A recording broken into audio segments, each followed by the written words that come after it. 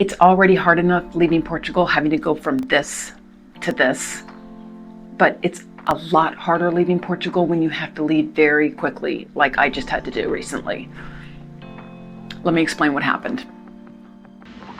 So I'm sitting in the Faro airport getting ready to go back to the USA. Why? My father died last week.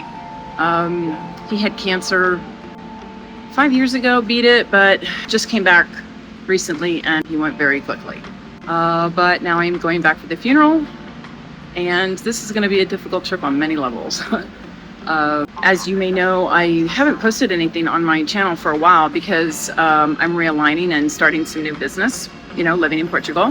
One of them being on-site tours in the Algarve. So that's good. They just started last month, but now I've had to shut that down all last week and this week to scramble to get ready to get out of town. It's difficult to leave that behind and Portugal behind because this trip is going to be difficult on so many levels.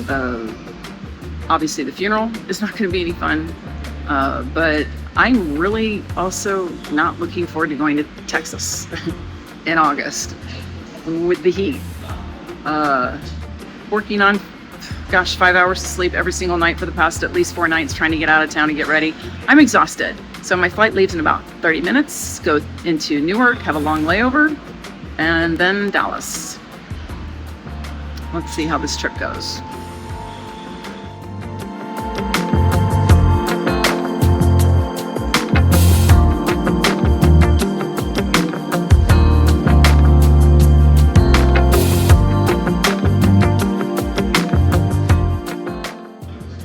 All right, I'm in Newark, New Jersey. I'm in the United Polaris Lounge. Shout out to United for doing these direct flights from Faro to New Jersey. I mean, this is a great bonus because they have the best times and prices. It's been convenient for sure. And I love this lounge. But I'm dead tired, as you can probably see. I have had no sleep. And just adjusting to being in the United States for this brief period of time. And I tell you what, the weirdest thing is that everything's in English. Weird kind of get used to, huh? Anyway, back in the USA and get ready to soon connect to my flight in a couple hours to Dallas, Fort Worth. Oh, it's gonna be so hot.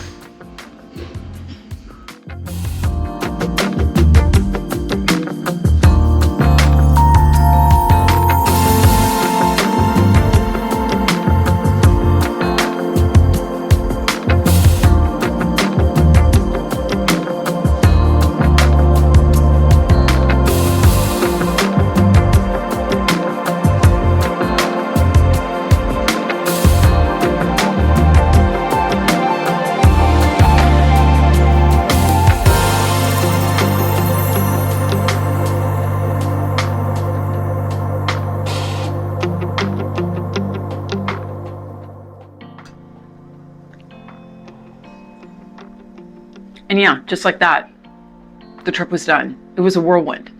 5 days later, and I was back in the Algarve. It's kind of like a blur. I must say, though, that the heat was real, and it wasn't just one of the major adjustments. I mean, during the trip, I was noticing just how large all the cars were. And just having to drive everywhere. If you didn't have a car, I mean, there was no public transportation, no buses. If you didn't have a car, you'd be stuck. The endless drive-throughs and the strip malls, and the big box shopping areas, just endless. You could drive forever and it was just like one after the other. But also then thrown in just the neighborhoods. Everything seemed just like really disconnected. It was kind of strange. And the wine. The wine was so expensive. Oh my goodness. But despite these little differences, kind of like culture shocks, and of course the overall challenges of the entire trip, the big bonus was being able to see family. And despite the circumstances, seeing family was definitely a bonus. I'm so thankful for that. Of course, I'm also very thankful to be back in Portugal. Lovely to be home. The biggest relief, though, having this sunk in and realizing that I don't know what I would have done if I didn't have my documents current.